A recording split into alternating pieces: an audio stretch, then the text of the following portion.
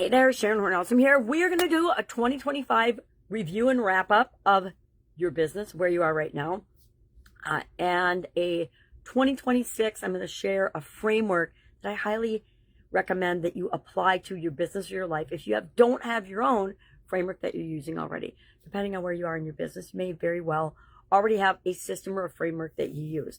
I personally, when I was in corporate America, I had learned the Plan, Do, Check, Act, PDCA framework in college, and I used that for the majority of my corporate career, and I still use it today. When it's the right tool for the job, I use that framework to look at a situation, plan out, do something about it, check and see what results I got, and then take different action or more of the same action to create the desired result.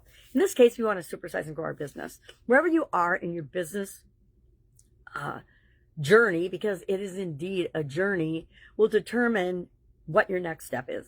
And I got an audit of my business yesterday and of what I'm planning to do in 2026, because I wanted outside eyes on it, and was told, as I already knew, but it's really great to hear it from somebody who's much more skilled at doing these than I am, that my messaging is not on target at all, and I need to really change and fix and hone in my messaging if I'm going to attract the right people in. Now, what's really funny is people come to me for this all the time because it's something that I need to do for my businesses, which I will be doing toot sweet as I roll into a new challenge with another group, another community, and I'm going to figure out a way to pull that into supersizing and growing our business as part of growing my school community in order to build and create and monetize that. So part of that is getting really clear on the messages and the people I'm really wanting to serve.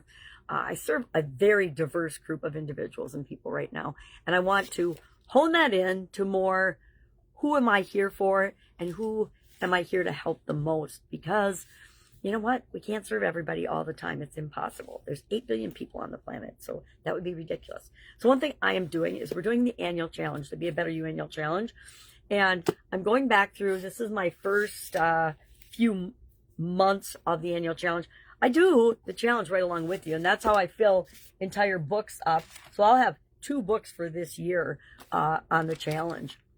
But what I'm doing is going back and I'm saying, okay, what do we do at the beginning of the year? We set up our own definition and our own framework for being a better version of ourselves. We did the same thing in our business. What does my ideal, perfect business look like? And who do I need to be in order to create and help facilitate the creation of that ideal business for me? And if we don't define it, just like our brand and our identity and our how we show up in the world, if we don't choose that ourselves, the rest of the world will create it for us. They will make assumptions that are usually false, right? The whole word assumption means don't make an ass out of you and me. I love that because it reminds me, whenever I catch myself assuming or judging, to stop, take a deep breath, think about it, and ask myself, well, who am I to even judge this? Who am I to have an opinion about this? Because chances are I don't know all the information, and neither do you usually, right? So today we are thinking about and going back and reviewing, if you were with me at the beginning of the year. If you weren't, do this today. Just sit down and brainstorm out what your perfect supersized business looks like for you. And again, it's a little bit different for each of us, but there's common elements in all of it. There's a level of sales and income that we want to achieve for our business. There's a number of customers, I like to say ideal, perfect fit clients for us, because it's not very fun to work with people that aren't a fit for you.